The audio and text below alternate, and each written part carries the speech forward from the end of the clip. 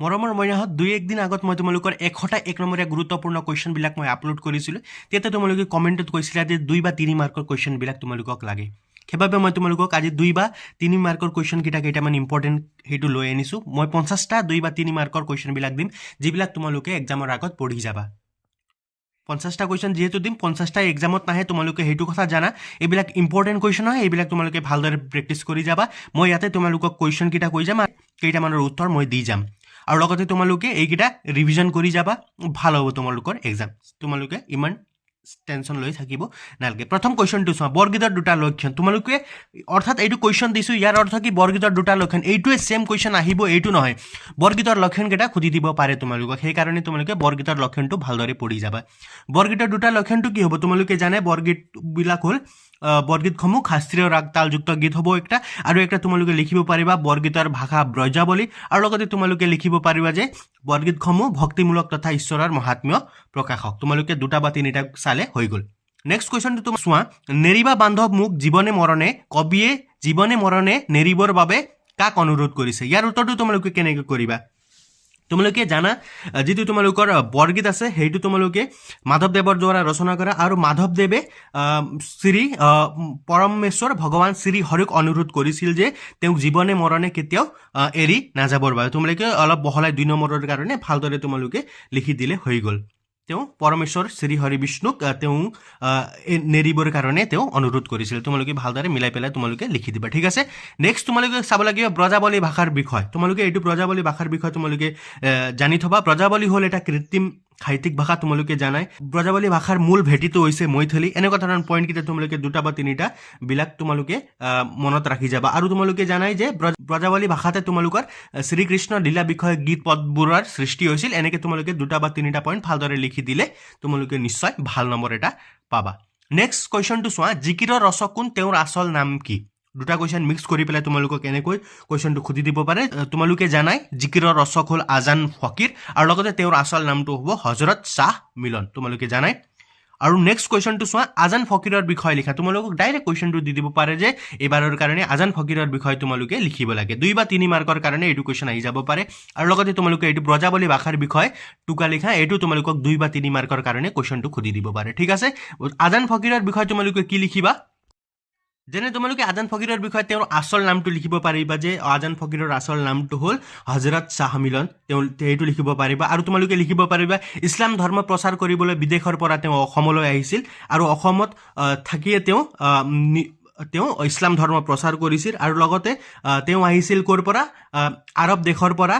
এনেদৰে 2-এটা পইণ্ট মিলাই পেলাই তোমালোকৰ কিতাপত ধুনীয়াকৈ দিয়া আছে, তাৰ পৰা তোমালোকে লিখিলে হৈ গ'ল। নেক্সট কুৱেশ্যনটো চোৱা, তোমালোকৰ ৰঘুনাথ চৌধাৰীক কি কবি হিচাপে আখ্যা দিয়া হয় আৰু কিয়। তোমাৰ ৰঘুনাথ চৌধাৰীক বিহগী কবি হিচাপে আখ্যা দিয়া হয়, আৰু কিয় তোমালোকে জানাই যে তেওঁ চৰাই বিষয়ৰ বাবে বহুত কবিতা লিখিছিল, সেইবাবে তেওঁক বিহগী কবি হিচাপে আখ্যা দিয়া হয়। নেক্সট কুৱেশ্যনটো চোৱা, ৰঘুনাথ চৌধাৰীৰ কবিতা পুথি দুখনৰ নাম লিখা। তোমালোকে ইয়াৰ উত্তৰটো মোক কমেণ্ট বক্সত জনোৱাচোন যে ৰঘুনাথ চৌধাৰীয়ে লিখা 2খন কবিতা পুথিখনৰ নামটো কি হ'ব। আৰু তোমালোকে চেনেলটো ছাবস্ক্ৰাইব কৰিবা, মই তোমালোকৰ কাৰণে বিভিন্ন ধৰণৰ আপডেটসমূহ আৰু লগতে ইম্পৰ্টেণ্ট কুৱেশ্যনবিলাক তোমালোকৰ কাৰণে লৈ আহিয়ে থাকোঁ। নেক্সট কুৱেশ্যনটো চোৱা, এজন সফল উদ্যোগী হ'বলৈ কিয় কঠিন।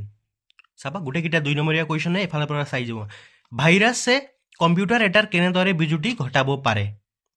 2 নম্বৰ কুৱেশ্যনটো, অসমৰ পুৰুষ নাৰীয়ে কিদৰে ৰণলৈ ওলাই আহিছিল। 2 নম্বৰৰ কাৰণে আহি যাব পাৰে, 3 নম্বৰৰ কাৰণে আহি যাব পাৰে। তোমালোকে ভালদৰে মিলাই পেলাই লিখিবা। যিবিলাক কুৱেশ্যন দিছোঁ অকল 2 নম্বৰৰ কাৰণে আহিব সেইটো নহয়, 3 বা 4 নম্বৰৰ কাৰণে এইকেইটা কুৱেশ্যন তোমালোকক সুধি দিব পাৰে বহলাই লিখিবলৈ, ঠিক আছে। গোটেইকেইটা চাই ল'বা তোমালোকে। কবিয়ে কিয় মৰাৰ পাছতো পুনৰ অসমত জন্ম ল'ম বুলি ভাবিছে। ইম্পৰ্টেণ্ট কুৱেশ্যন হ'ব। 12 নম্বৰ কুৱেশ্যনটো চোৱা, প্ৰাচীন ভাৰতৰ 4খন বিশ্ববিদ্যালয়ৰ নাম লিখা। গুৰুত্বপূৰ্ণ প্ৰশ্ন হয়, গোটেইকেইটা তোমালোকে চাই ল'বা। 2 বা 3 মাৰ্কৰ কুৱেশ্যনকেইটা দি গৈ আছোঁ, তোমালোকক ভালদৰে চাই ল'বা। ছাবস্ক্ৰাইব কৰিবা চেনেলটো, আৰু তোমালোকক কণ্টিনিউ তোমালোকৰ উপযোগী ভিডিঅ'সমূহ মই আপলোড কৰি থাকোঁ। সভ্যতা আৰু সংস্কৃতিৰ পাৰ্থক্য, ইম্পৰ্টেণ্ট কুৱেশ্যন হ'ব তোমালোকৰ কাৰণে। আৰু এইটো 14 নম্বৰ কুৱেশ্যনটো চোৱা, মাডলগিং আহিলাৰ ভূমিকা। তেলৰ খনন কাৰ্যত এই আহিলাসমূহৰ ভূমিকা তোমালোকক 2 বা 3 মাৰ্কৰ কুৱেশ্যন তোমালোকক দি দিব পাৰে, ভালদৰে চাই ল'বা, ঠিক আছে। এইটো কুৱেশ্যন 15 নম্বৰ কুৱেশ্যনটো তোমালোকে মোক কমেণ্ট কৰি জনাবাচোন ইয়াৰ উত্তৰটো কি হ'ব। ডক্টৰ জয়শ্ৰী গোস্বামী মহন্তৰ উপন্যাস দুখনৰ নাম কোনে কোনে জানা কমেণ্ট কৰি জনাবাচোন মোক। 16 নম্বৰ কুৱেশ্যনটো চোৱা কিমান চনৰ পৰা কিমান চনলৈ অসমত বঙলা ভাষা বিদ্যালয়সমূহত প্ৰচলন চলিছিল এইটো তোমালোকে ইয়াৰ উত্তৰটো কৰিবা ঠিক আছে 17 নম্বৰটো চাই লোৱা সৈয়দ আব্দুল মালিকৰ দুখন উপন্যাসৰ নাম তোমালোকে এইটো কমেণ্টত জনোৱাচোন কিমানজনে জানা 18 নম্বৰ কুৱেশ্যনটো চোৱা কবিতাটোত কবিয়ে কিয় আৰু কাৰ প্ৰশস্তি কৰিছে গুৰুত্বপূৰ্ণ কুৱেশ্যন হ'ব 19 নম্বৰৰ কুৱেশ্যনটো চোৱা চাৰিবিধ পুৰুষাৰ্থ কি কি ইম্পৰ্টেণ্ট কুৱেশ্যন হ'ব নেক্সট তোমালোকে 20 নম্বৰ কুৱেশ্যনটো চোৱা কুলক্ষয় দুখক কিয় মহাপাপ বোলাইছে 2 বা 3 মাৰ্কৰ কাৰণে তোমালোকক এইটো কুৱেশ্যনটো তোমালোকক খুদি দিব পাৰে 21 নম্বৰ কুৱেশ্যনটো চোৱা লিখকে ভাৰত বুৰঞ্জীক কিয় ৰাজ্যৰ উখান পতন ভঙা গড়াৰ বুৰঞ্জী বুলি কৈছে ইম্পৰ্টেণ্ট কুৱেশ্যন হ'ব চাই ল'বা 22 নম্বৰ কুৱেশ্যনটো চোৱা অসমীয়া জনগোষ্ঠীৰ ধাৰক বুলিলে কোন সকলক বুজায় বা 23 নম্বৰ কুৱেশ্যনটো চোৱা ভট্টদেৱৰ গদ্যৰ দুটা বৈশিষ্ট্য তোমালোকে কবি পৰিচয়বিলাক ভালদৰে পঢ়ি ল'বা মই আকৌ ৰিপিট কৰিছোঁ কবি পৰিচয়ৰ পৰা এইবাৰ কুৱেশ্যন তোমালোকক খুদি দিব পাৰে এইটো 24 নম্বৰ কুৱেশ্যনটো চোৱা নহ'লে যে বিশ্বসভাত নহ'ব তোৰ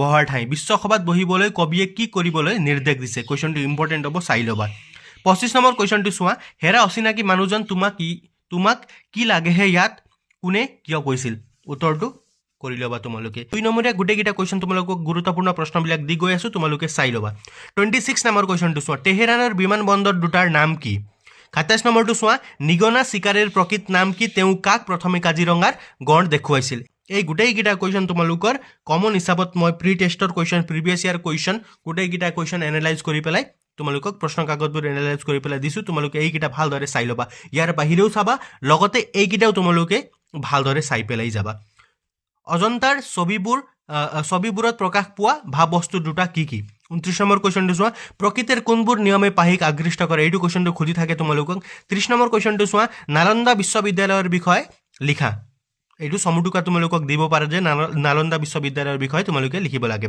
31 নম্বৰ কুৱেশ্যনটো চোৱা আটাইৰে মুখবোৰ শুকাই টেমি যেন হৈছিল কাৰ কি কাৰণতে মুখবোৰ শুকাই টেমি হৈছিল ইম্পৰ্টেণ্ট কুৱেশ্যন হ'ব 32 নম্বৰ কুৱেশ্যনটো চোৱা পাণ্ডৱসকলে কি কি শংখ বজাইছিল ইম্পৰ্টেণ্ট কুৱেশ্যন হ'ব 33 নম্বৰ কুৱেশ্যনটো চোৱা অৰুণিমাই কিয় মাউণ্ট চামছেৰ কাংগ্ৰিং অভিযান সম্পূৰ্ণ কৰিব নোৱাৰিলে ইম্পৰ্টেণ্ট কুৱেশ্যন হ'ব চাই ল'বা নেক্সট চোৱা তোমালোকে কাঠবাজি বুলি জগত হাসয় ইয়াত কাঠবাজি বুলি কাক কোৱা হৈছে আৰু ইয়াৰ অৰ্থ কি কাঠবাজিটোৰ অৰ্থ কি আৰু কাঠবাজি বুলি কাক কোৱা হৈছে এইটো তোমালোকে কৰিব লাগিব নেক্সট কুৱেশ্যনটো চোৱা কাজিৰঙালৈ যাবলৈ ওলাওঁতে পাহি আৰু পলক মাক দেউতাকে কি উপদেশ দিছিল ইম্পৰ্টেণ্ট কুৱেশ্যন হ'ব নেক্সটটো চোৱা তোমালোকে বছৰৰ শেষ বুধবাৰে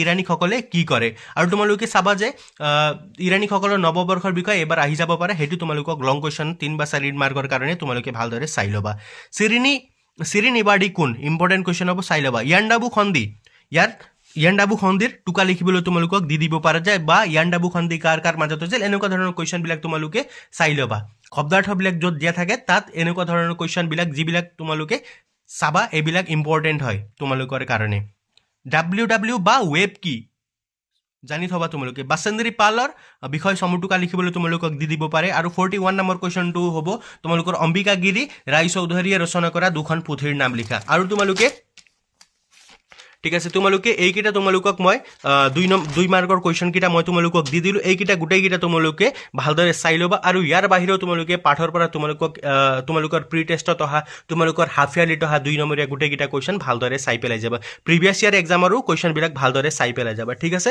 এইবিলাক ভালদৰে পঢ়িবা বেষ্ট অফ লাক আৰু চেনেলটো ছাবস্ক্ৰাইব কৰিবা ভিডিঅ'সমূহ তোমালোকৰ কাৰণে উপযোগীকৈ ভিডিঅ'সমূহ সদায় পাই থাকিবা ধন্যবাদ